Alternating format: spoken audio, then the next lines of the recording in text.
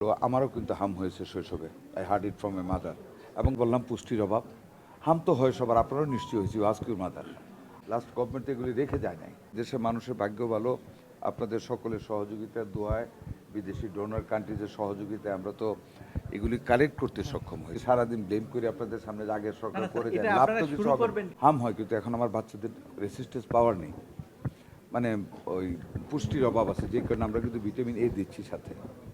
ওই যে ভ্যাকসিনেশনের সাথে যারা সুস্থ আছে তাদেরকে কিন্তু ভিটামিন এও আমরা দিচ্ছি এবং ইট উইল কন্টিনিউ। আমরা শুরু অলরেডি আমরা স্টক নিয়েছি, আমরা অলরেডি স্টার্ট করে ফেলেছি। যখন রোগীর সংখ্যাটা বেড়ে যায় কোনো সময়, তখন আইসিউর অভাব হয়ে পড়বে। আইসিইউ তো সিট লিমিটেড। আমরা এর মধ্যে কিন্তু ঢাকাতে বাইরেও আমরা মানিকগঞ্জে আইসিইউ খুলেছি, রাজশাহীতে আমরা আইসিইউ বৃদ্ধি করেছি। আমরা 10টা জেলায় নতুন আইসিইউ 2-1 দিনের ভিতরে আমরা স্টার্ট করতে যাচ্ছি। ঢাকা শহরেও বিভিন্ন জায়গায় আমাদের আইসিইউ হয়েছে। বাট আপনারা একটা জিনিস এগ্রি করবেন তো, আমি অনেক সময় আপনাদের বলতেছি যে আসলে ভ্যাকসিনেশন প্রোগ্রামটা কন্টিনিউ না করাতে রুগীর চাপটা একবার বৃদ্ধি পেয়েছে। এবং সেখানে কিন্তু অল পেশেন্টস যে আপনার আমাদের ইয়ের জন্য আসে, মিজেলসের জন্য আসতেছে তা কিন্তু না। মিজেল ছাড়াও কিন্তু নিউমোনিয়া রুগী আসতেছে। এবং মোস্ট কেসে দেখা যায় অসুখটা হওয়ার পরে বাড়িতে টাইম কিল করে পেশেন্ট অভিভাবকরা, যে কারণে একটু অ্যাকিউট স্টেজে গিয়ে রুগীগুলি নিয়ে আসে। কোনো সময় দেখা যায় আইসিইউর উপর চাপ পড়ে যায়, সংকলন হতে পারে, ভেন্টিলেটারের অভাব হয়ে যায়, সিটের অভাব হয়। আমি আপনাদের সাথে অ্যাগ্রি করি। তবে কালকে একটু বার্ডেন ছিল, আমাদের রুগীর সংখ্যাটা হঠাৎ করে বেড়ে গিয়েছিল কালকে, মানে বিশেষ করে শিশু হাসপাতালে এবং আমাদের ডিএনসিসি নর্থে এটা তো বেড়ে গিয়েছিল। তাই মোটামুটি এখনকার স্টেজটা আবার ওইটা নেই, রুগী অ্যাকোমোডেট করা হয়েছে। তা আমরা আরও আইসিইউ সাপোর্টটা বৃদ্ধি করার চেষ্টা করতেছি। ওইখানে একটু কনজাস্টেড হয়ে যাবে, কিন্তু এই মিটিংটার পরেই আমি যাচ্ছি। এটা ঠিক না, স্বাস্থ্যসেবার মান যে খারাপ এটা বলাটা ঠিক হবে না। মানে সবগুলি জেলা হাসপাতালে তো আমার আইসিইউ ইউনিট নেই, কাজে ওইখান থেকে যখন রুগীগুলির অবস্থা খারাপ হয় তখন মানে এখানে রেফার করে দেয়। That is the main thing. কারণ সবগুলিতে তো আইসিইউ নেই, ওই মানে তো আমাদের স্বাস্থ্যসেবা এখনও পৌঁছে নেই। যখন সবগুলি জেলা হাসপাতালে আইসিইউ ইউনিট হতে পারবে তখন গিয়ে কিন্তু এই প্রেশারটা থাকবে না। আরেকটা জিনিস হলো, আরও যে রুগীর সংখ্যাটা বাড়ছে, কারণ আমরা যে ভ্যাকসিনেশনটা করে যাচ্ছি, অ্যান্টিবডি ক্রিয়েট হইতে 3 উইকস টাইম লাগে।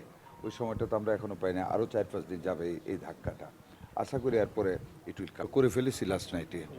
আমরা মোবাইলে একটা হাসপাতাল ঢাকা মেডিকেলের সাথে আপনি গেলে দেখতে পারবেন, ওই যে মিলন অডিটোরিয়ামের ক্যাম্পাসের ভিতরে আমরা করেছি হাসপাতালের ডোরের সাথে, যাতে করে রুগী ট্রান্সফারের প্রবলেম না হয়। 20 বেড স্থাপন করেছি আমরা, এবং আমরা জায়গা রেডি রেখেছি, টেন্ট রেডি রেখেছি, আমাদের আরবিরা রেডি আছে। যে কোনো মুহূর্তে we can raise it up to 100 even, মানে টোটালি আমরা ready. We are taking preparation to fight against ডেঙ্গুর জন্য, যাতে রুগীদের অসুবিধা না। পরবর্তীতে it will be transfer converted to dengue treatment. ওটা অলরেডি টেন্ট স্থাপন হয়। আপনাদের একটা কারণ হলো, ডাক্তারদের সাথে যদি আলাপ করেন, ভালো ডাক্তাররা যারা জানেন, একটা হলো আমারও কিন্তু হাম হয়েছে শৈশবে।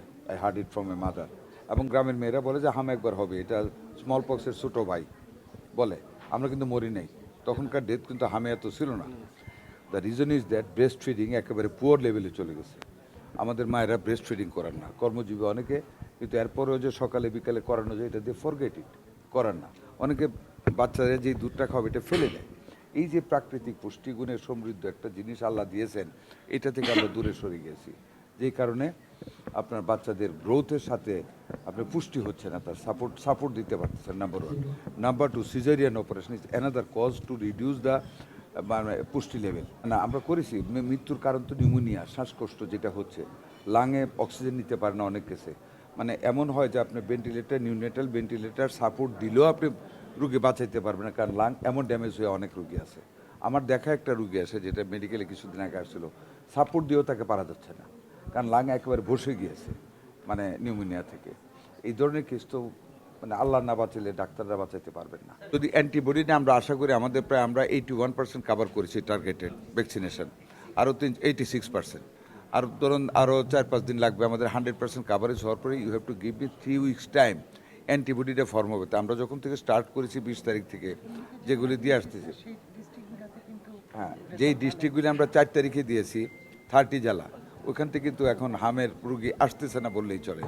12 তারিখে যেটা দিয়েছি ওইটা অনেক কমে গেছে। পরে যেটা বিশেষ শুরু করেছে, এখানে একটা বিরাট গ্রুপ রয়ে গেছে যেটা আনভ্যাকসিনেটেড, ওইখান থেকে রুগীগুলি এখন বেশি আসতেছে। তা আশা করি 4-5 দিন। এই জন্য বললাম যে আমাদের 3 উইকস টাইম পেলে অ্যান্টিবডিটা ফর্ম করবে। তারপর আজকে যাদেরকে দেওয়া হবে তাদের জন্য আরও 3 উইকস লাগবে। এইভাবে আমরা আশা করি এটা একটা